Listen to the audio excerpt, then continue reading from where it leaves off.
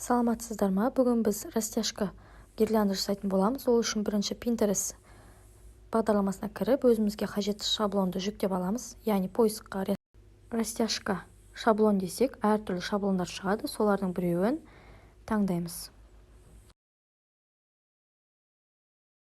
Таңдап, жоғарыдағы 3 точканы басып, жүктеу батырмасын басамын. Мінекей әртүрлі шаблондар бар.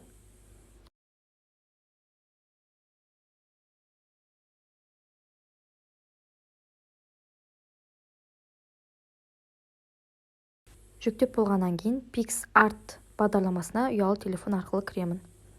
Өзімнің барлық фотосуреттеріме разрешение беремін, және де өзімнің таңдаған шаблонымды басамын.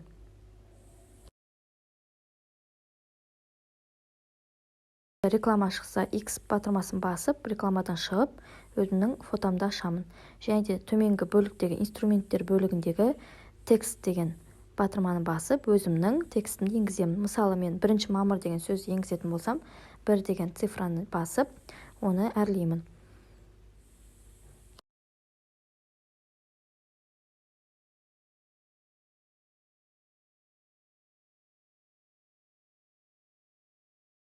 Астындағы әртүрлі шаблондарды пайдалануға болады.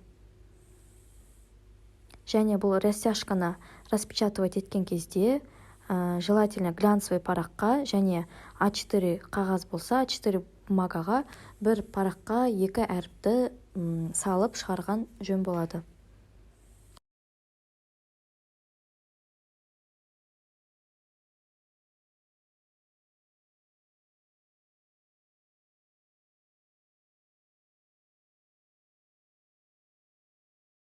Түстерін пипетканың көмегімен біздің фонындағы түстерді таңдап, түстерін сәйкестендіруге болады. Және де обводканы таңдап, бұның обводкасын таңдауға болады.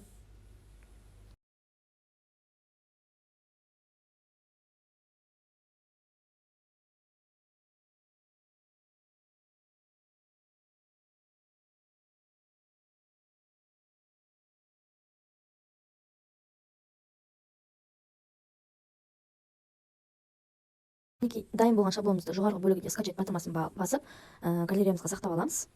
Және сохранить ету керек па, керек емес па, өзіміз білеміз. Және мысалы, міне телеграмда жүктеп қойдым, 1 мамыр деген, міне осындай шаблондар бар. Мінекей осындай қылып тесіп, әртүрлі лентамызбен өзіміздің фантазиямызға қарай іліп қойсақ болады.